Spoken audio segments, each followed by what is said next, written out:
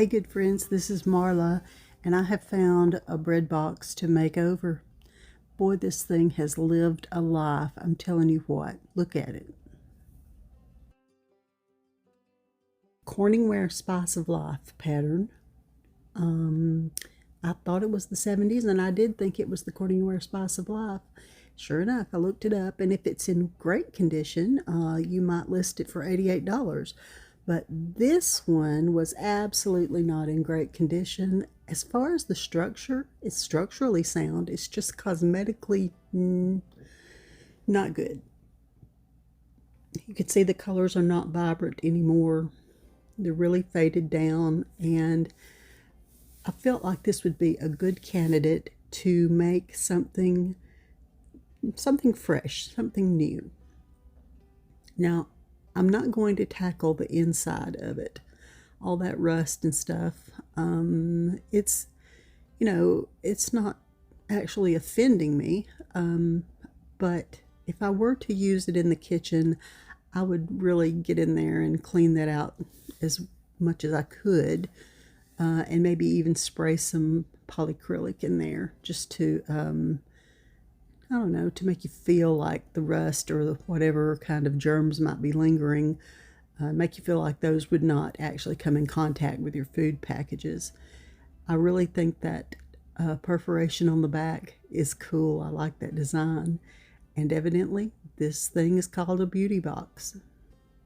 And I'm sure it was gorgeous, back in the day when it first came out. But, it's over 50 years old. Now, I've got this Audi book that I ordered from Jamie Ray Vintage. It was on sale. I can't even buy craft supplies unless they're on clearance or on sale.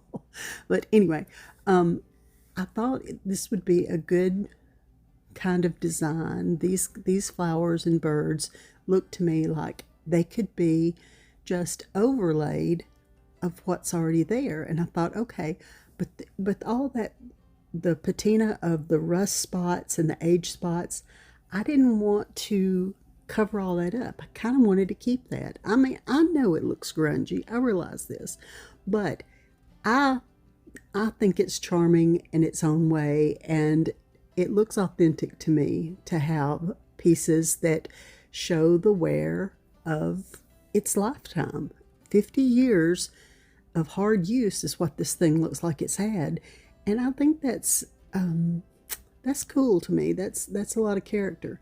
Okay, so I found this floral that had the blueberries on it, and I really like that. But when I hold up the florals to the pattern, I could see that I wasn't going to be happy with those fruits and veggies or mushrooms, whatever those things are. I didn't want them showing through.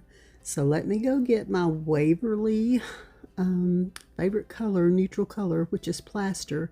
It's kind of an off-white.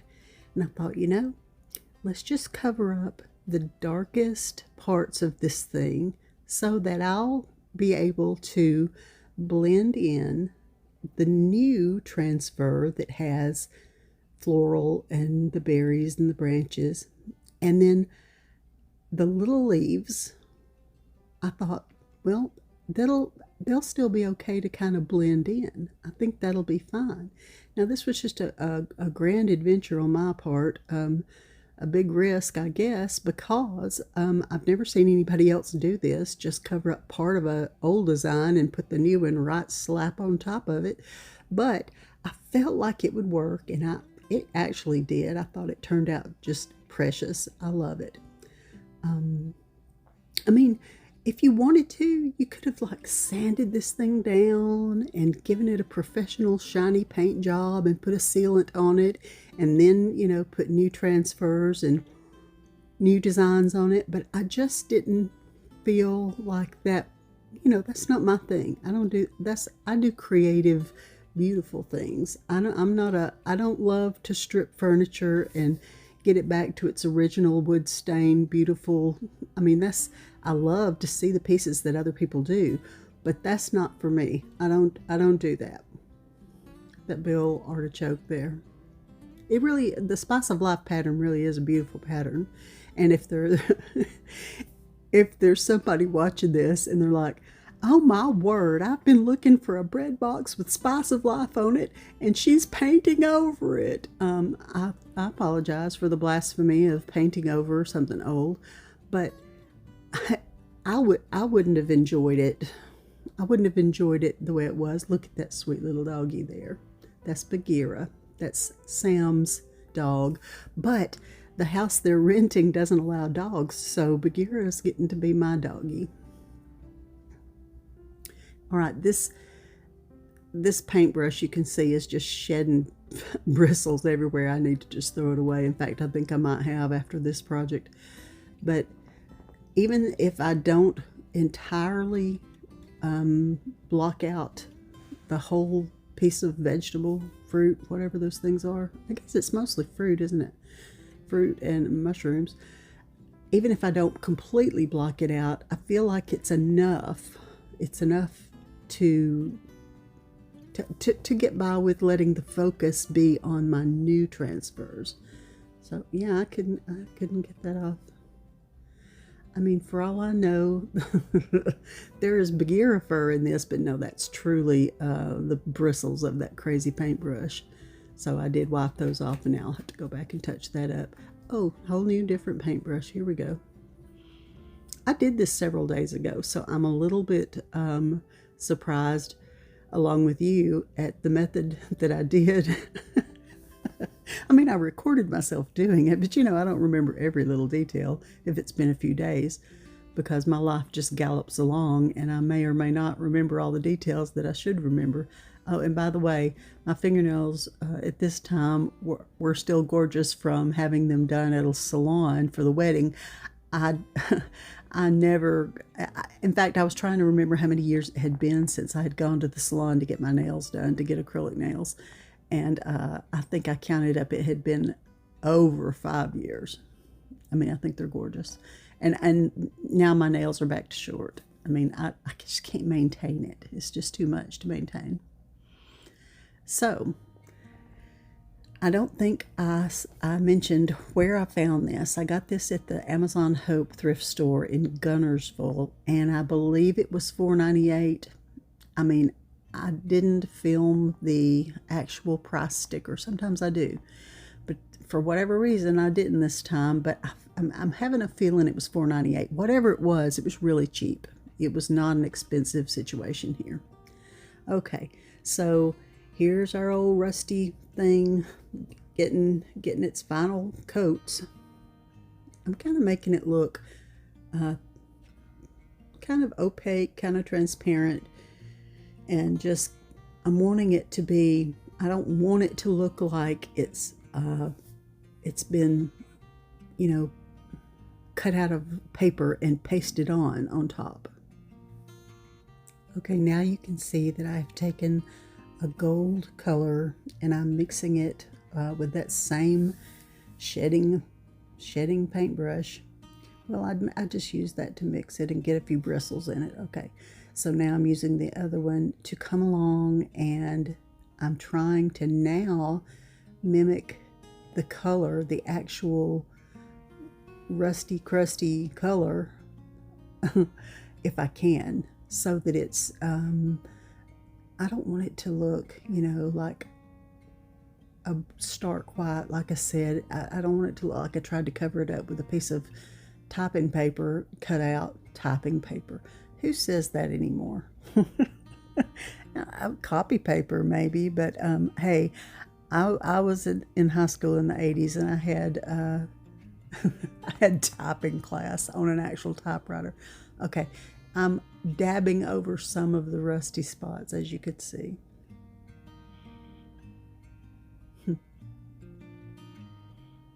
That does make a really close match to the dirty color, the original background color.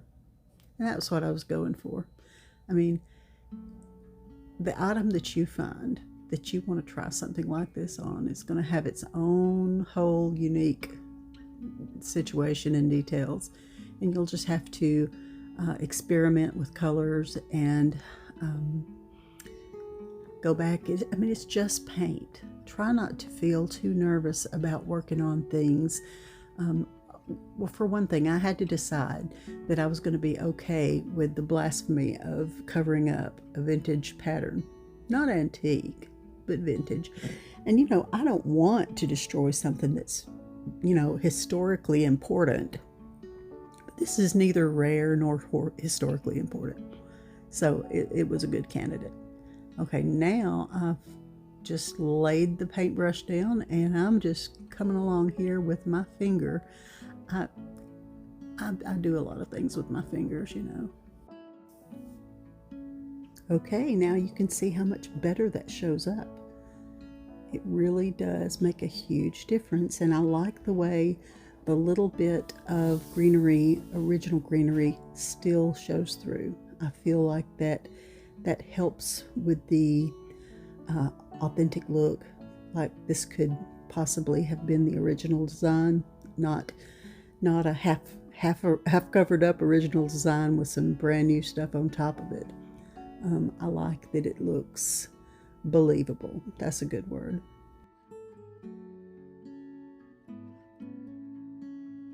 Okay, don't dare get a ruler out. Just measure with your fingers, like finger width. I'm notorious for just eyeballing things. But, if it's too much like math, I don't want to do it. All right, now I have decided to put the bird in the middle. I think it looks better there. So cute. Really love it. Okay, because I am Miss Impatient Pants, I didn't let that really thoroughly dry. I could have brought, a hairdryer. I could have walked away for an hour. But no, I had to just keep right on going. And I ended up having a little bit of trouble getting my transfer to adhere to the surface in the spots where there happened to be a little bit of wet paint still. So do as I say, not as I do. Make sure your paint is thoroughly dry so that you do not have adhering problems like I did.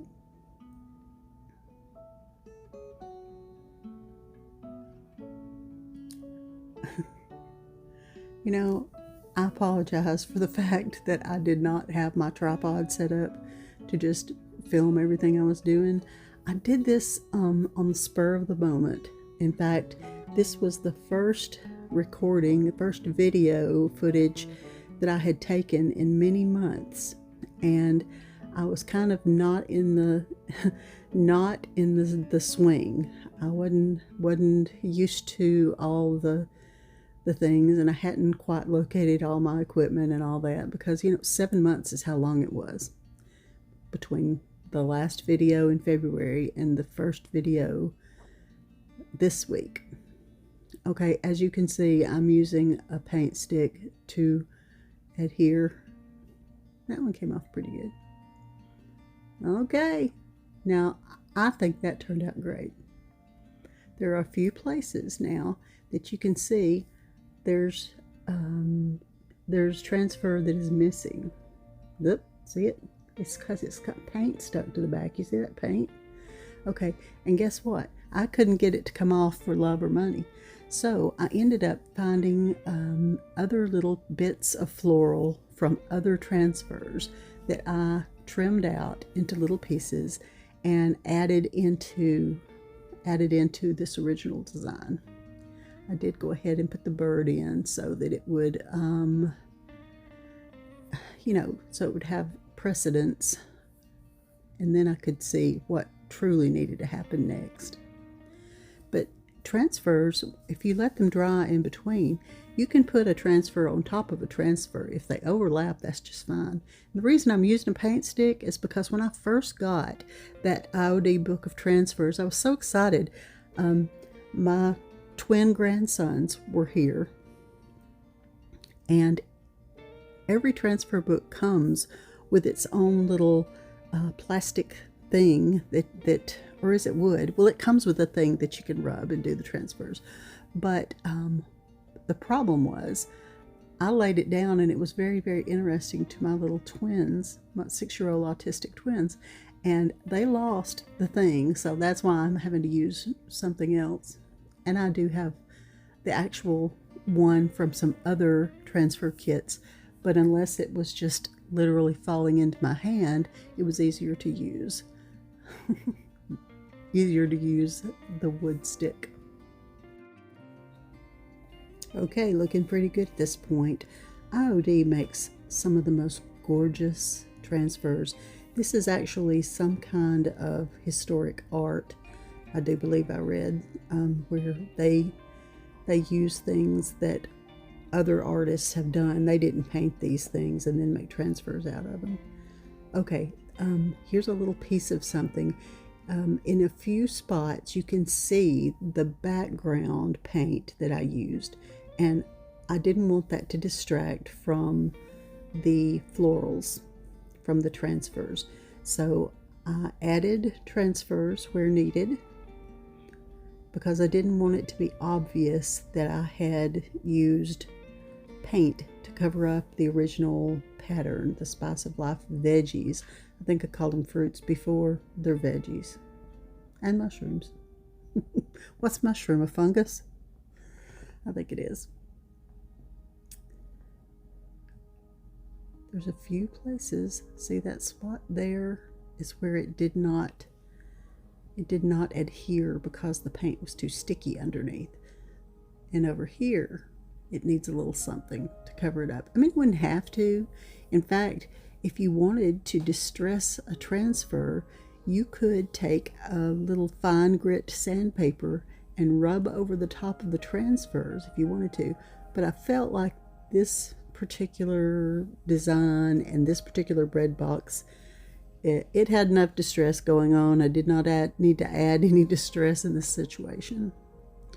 Okay, let's remember where we came from. This is how it looked before with its very yellow, very faded design. And that, you know, that's okay. You could have still used it that way. But now I think it's so much better. It's so much better with these beautiful transfers on there. How fun is that? I love birds. And what's not to love about flowers?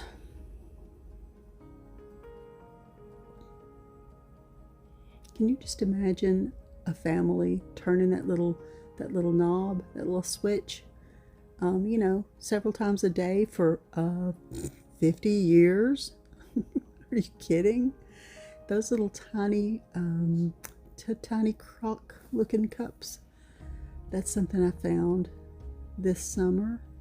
The little bird, maybe I found that back in the spring. Who knows? Who can remember? I do love old vintage kitchenware, kitchen tools, utensils. The rolling pin is not authentic. It's just I think I got it at Dollar General, and I just painted blue and used sandpaper to distress over it. And the linens on it, those are authentic.